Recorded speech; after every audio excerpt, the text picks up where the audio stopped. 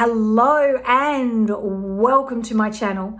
My name is Elizabeth and I teach you how to build your spiritual confidence so you can listen to your intuition and read your tarot cards with ease. And today we are going to be talking about the next challenge in October. So every single month of the year, I run a challenge, and I have a challenge workbook, which I will leave a link to down in the description for you to click on if you want to go and have a look at it. I'll leave the link to the video where I did the full walkthrough. I can't speak. The full walkthrough of the journal so you can see it. That if you're a really busy person and you struggle to do any kind of a challenge, this workbook, it's a very inexpensive way for you to have a place to record your cards.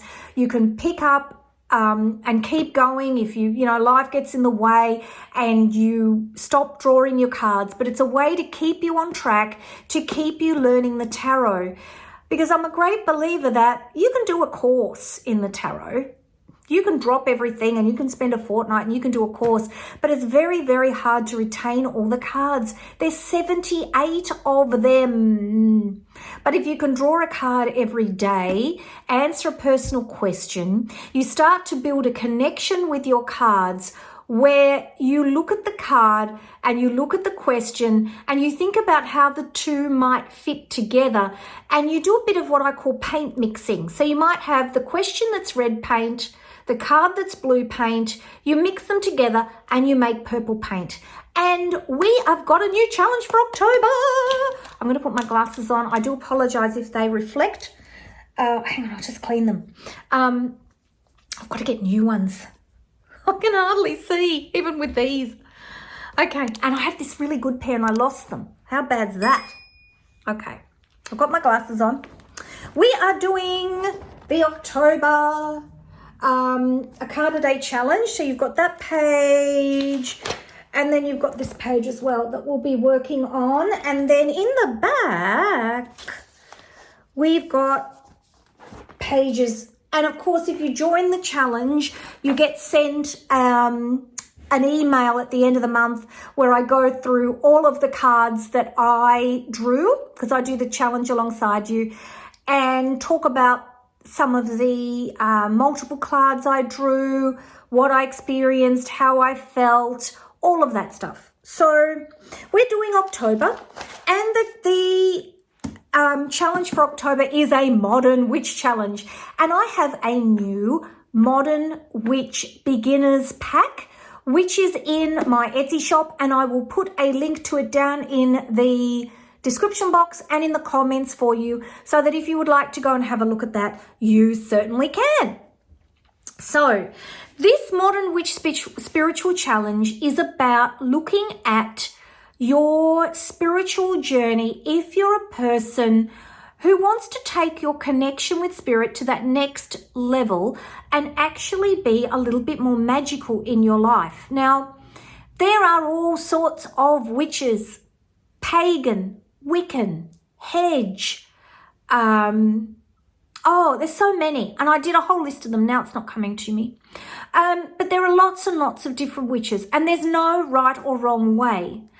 A modern witch is a person who takes a bit of this and a bit of that and a bit of something else and comes up with their own way of being magical in their life. And some purists might say it's just terrible doing that because you're not being true to the old ways. But back in the times when witchery developed, it started with paganism and then sort of moved into the Wicca concepts, is that people didn't mix the way they do now. Information wasn't shared the way it is now. The world was very different.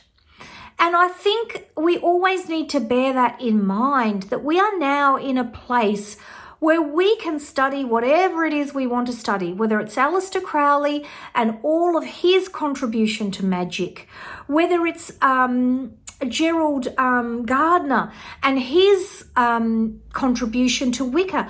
Whatever it is that you want to read, you can read that and take the best of all of it. So that's my thinking anyway. I don't, with this, I've called it a Modern Witch Challenge. If you want to make it more suited to what you believe is the way witchery should be or what you like to follow, then that's great. Do that. But I wanted to make it more universal for everybody to be able to be part of it. So what I wanted to talk to you about, some of the questions. I don't go through all of them, but some of them. The questions appear in my Facebook group. When you join the challenge, you'll get the link to join the Facebook group. The questions appear in there every day to remind you. You've got your journal to remind you, and the questions also appear on Instagram, and you can play on Instagram as well. So you can play in my Facebook group. A lot of people post in there because they just feel a little bit safer, of course. But I always want you to remember you're on social media, so just be mindful about what you put out there about yourself. But social media is a wonderful way to stay accountable, to set up a channel and actually post your readings. Or you can play on Instagram and you just tag me, E. Roebuck Jones, and put hashtag connect with your deck challenge on your post, and you can do your posts on Instagram as well. All right, all of that is in the email that you get when you register for the challenge. And of course, the good thing about registering for the challenge is that you get to be on my newsletter list and you get to hear about all my other goodies that I have available for you as well. And I've got lots and lots of really great things that you can do with me that help you to learn the tarot. All right, so let's talk about these questions. So the first thing is messages for my spiritual path. So that's about looking at what you're going to be doing spiritually moving forward. What is it that you want to do? What are some goals you could set for yourself? And of course, you would pull a tarot card and you then draw messages from that tarot card. Actually, let's do it right now. Let's pull a tarot card and I'll show you what I mean. Because many of you have said to me, you really struggle with this idea of the questions and what you might... Oh, I'm sniffy today. No, I haven't got COVID. Don't talk about it. I'm sick of it. All right. Okay. So, messages for my spiritual path. Let's pull this card off the top. What do we get? Strength. That's really interesting. That's really interesting. I've just done a whole video on how to be strong and how to be confident when people naysay what you do. So that's interesting. So messages for my spiritual path. Be strong, keep going. And that's really, really powerful for me at the moment in terms of a message. If there was any card that I could have pulled today as my daily card, let me tell you, strength speaks so powerfully for me, because I have to say that I haven't been feeling terribly strong at the moment. We're in lockdown again. I'm in Melbourne. I'm sure you've all heard we're the biggest, most locked down city in the whole world. And, it's just too sad. It's too awful. It's too everything. So strength, be strong, work on your spiritual path. Keep working towards understanding more about the tarot, which you love, and sharing it with everybody, which you also love. Keep working on your own physical health so you can do that, because if you lose your health, you won't be doing anything, Elizabeth. So you can see the sorts of messages I can get out of that card. Wow. All right, next one. Can I be open about my spirituality? Oh my goodness. Well, if you watch my video on what to do with skeptics and naysayers, that'll tell you all about how you can be strong in your spiritual path. what does this time of the year mean to me? So in that question, I'm looking at thinking about the fact that we are moving into Samhain. So this is October. 31st of October is Halloween. So we are moving into the start of the Wiccan year, the start of the spiritual year, or the pagan year. And so thinking about, what does it mean for me? Are you going to go down that pathway of actually celebrating each one of the Sabbats? And I'll put some links down in the comments to some of my journals that go over those sorts of things for you, so that you can have a look and see what you think in terms of perhaps going down that pathway of celebrating the different aspects of the year and bringing yourself, perhaps being more grounded and more aware of nature and the world and the energetic forces around you. What's another question? What is my biggest challenge with spiritual practice? Boy, oh boy.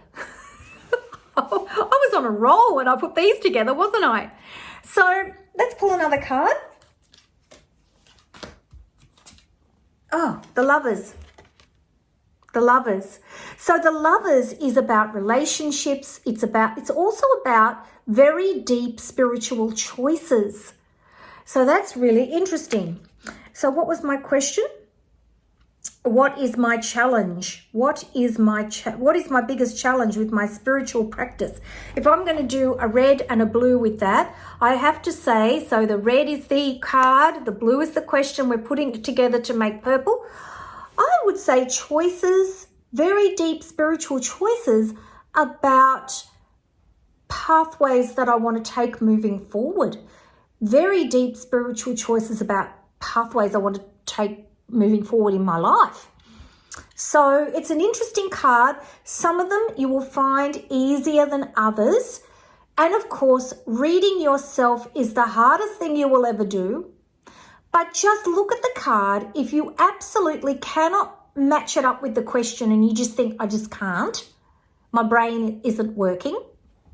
My brain's custard like mine is at the moment. Put it up in the Facebook group. Say, I got this question and this card.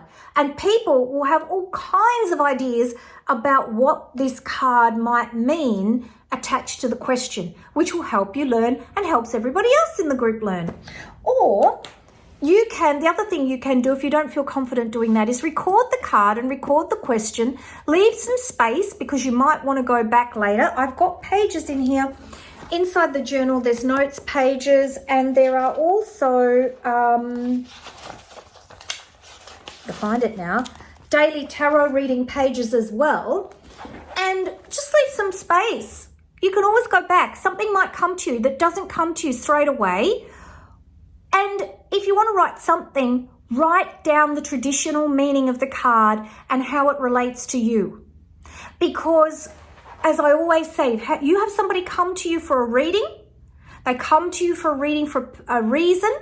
And when you lay the cards out, the cards that are laid out in a way that is helping you to give that person the messages they need to hear. So if you have personally connected with each one of the 78 cards, it's going to make it a lot easier for you when you put that spread down in front of you to understand what it is, what the message is that Spirit is trying to impart through you to that person to help them.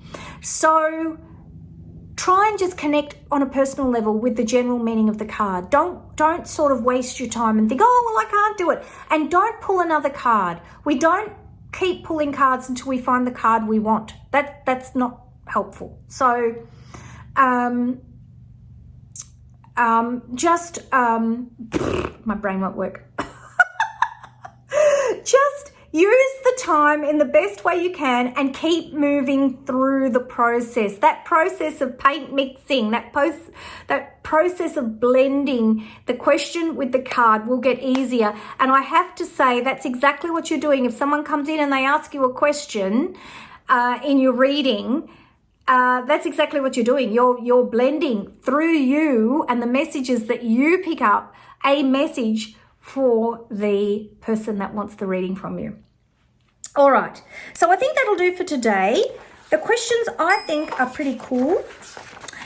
They are about you looking at your spiritual pathway, thinking about being a modern witch and what that means for you, or whether you maybe don't want to be a modern witch at all. The questions are quite general in terms of just thinking about your spirituality at this wonderful time as we head into Samhain. Take care, everybody. I'll have a think about maybe doing something special for Halloween for the beginning of the spiritual year. And I will see you in the next video. Bye-bye. Take care, everybody. Bye-bye. Bye-bye.